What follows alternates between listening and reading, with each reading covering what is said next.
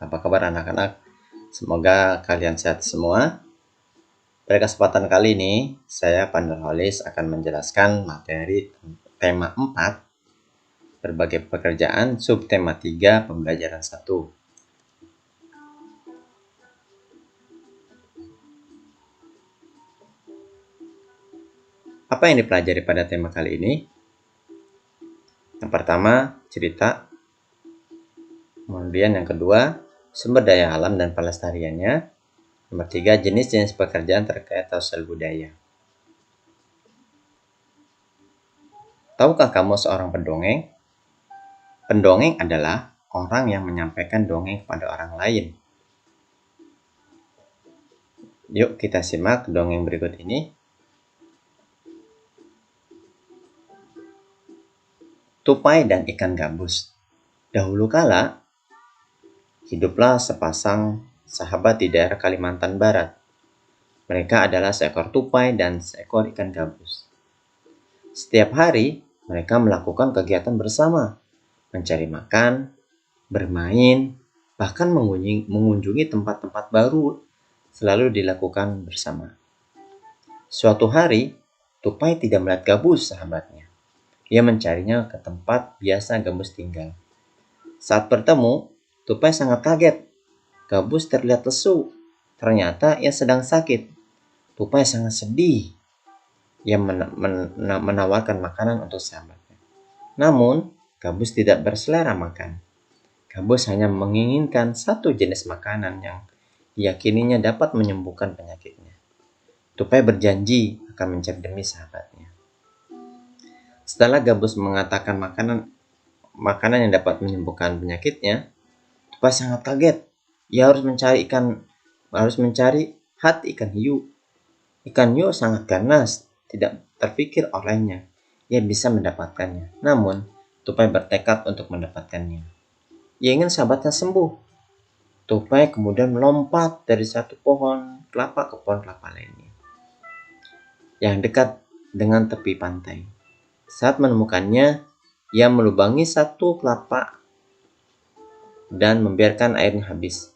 Kemudian sang tupai masuk ke dalam kelapa. Angin kencang membuat kelapa jatuh ke pantai dan ikan hiu memakannya. Di dalam perut ikan, tupai kemudian keluar dari kelapa dan menggigit hati ikan hiu. Ikan tersebut mencoba bertahan sampai kehabisan tenaga. Ombak besar membawa ikan hiu ke tepi pantai. Saat itulah tupai keluar dari mulut ikan hiu dan membawa hati ikan kepada sahabatnya. Sampai di tempat ikan gabus, tupai kemudian memberikan hati ikan hiu untuk dimakannya. Beberapa hari kemudian, tupai melihat sahabatnya segar kembali. Betapa senangnya tupai melihat ikan gabus sehat kembali seperti sedia kala. Setelah mendengarkan cerita dongeng tersebut, kalian bisa mengerjakan untuk menentukan unsur-unsur cerita yang ada dalam cerita tersebut. Yang pertama, kalian bisa tulis judul cerita tersebut, judulnya apa. Kemudian, tokoh yang terlibat siapa saja tokohnya. Kemudian, sifat tokohnya seperti apa. Setelah itu, tempat cerita itu di mana kejadiannya. Kemudian, awal ceritanya seperti apa. Akhir ceritanya seperti apa. Yang terakhir, pesan moral. Apa pesan moral dari cerita yang sudah kita dengarkan tadi? Pesannya apa? Silakan dikerjakan di buku tugasnya. Kita mencari unsur-unsur cerita, judul, tokoh, sifat tokoh, tempat kejadian cerita, awal ceritanya seperti apa, akhir ceritanya, dan pesan moralnya seperti apa. Setelah selesai, kita bisa melanjutkan. Kita bisa tulis juga nomor 1, Bagaimana pendapatmu tentang cerita tersebut? Apa pendapatmu? Kamu bisa tulis di buku kalian dan tulis jawabannya. Pendapat kamu apa tentang cerita tersebut? Yang kedua, hal baik apa saja yang bisa kamu pelajari dari cerita tersebut? Hal baiknya apa? Kemudian, setelah selesai, kita bisa melanjutkan.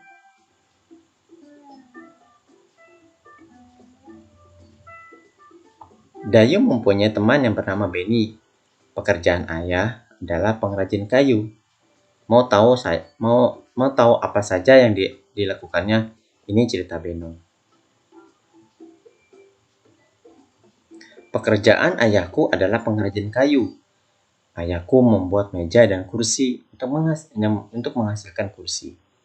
Untuk menghasilkan kursi, awalnya ayahku membeli kayu, memotongnya, membentuk menjadi kursi, menghaluskan, lalu mengecatnya. Waktu yang dihabiskan untuk membuat kursi kurang lebih 1 minggu. Ayahku menjual meja dan kursi buatannya ke toko mebel. Di toko mebel, itulah orang-orang bisa membeli meja dan kursi buatan ayahku. Setelah membaca cerita tadi, kita bisa menjawab pertanyaan berikut ini. Produk apa yang dihasilkan oleh ayah Benny? Kemudian, apakah pekerjaan ayah Benny termasuk menghasilkan barang atau jasa? Jelaskan alasanmu. Kemudian, nomor 3, apa saja yang harus dilakukan oleh pengrajin kayu? Silakan ditulis di buku tugasnya. Dan nanti hasilnya diserahkan ke guru kalian.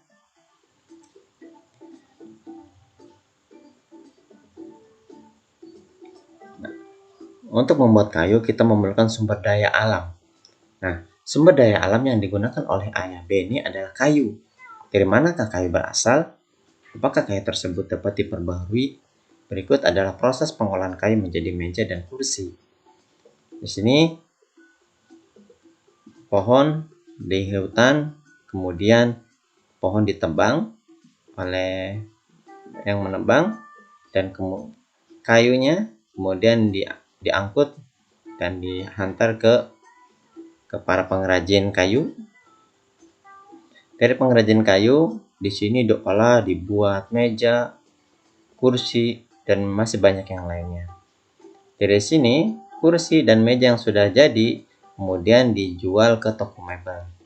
Dari toko mebel, inilah para pembeli membeli meja dan kursi. Ya.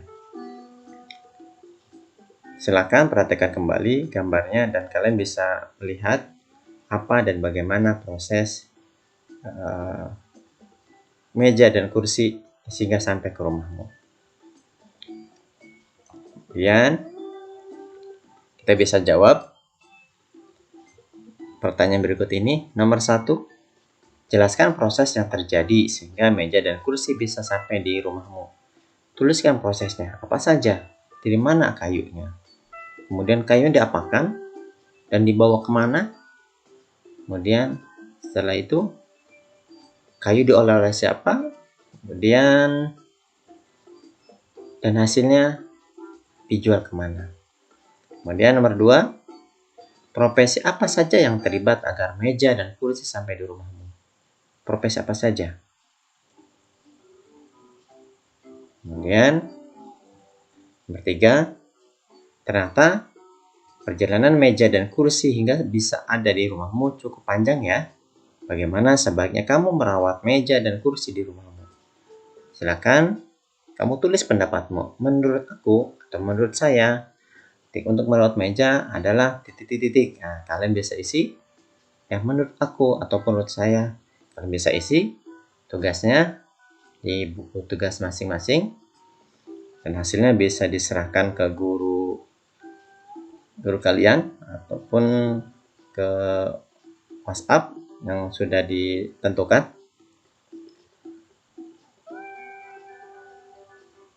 Semoga bermanfaat. Assalamualaikum warahmatullahi wabarakatuh.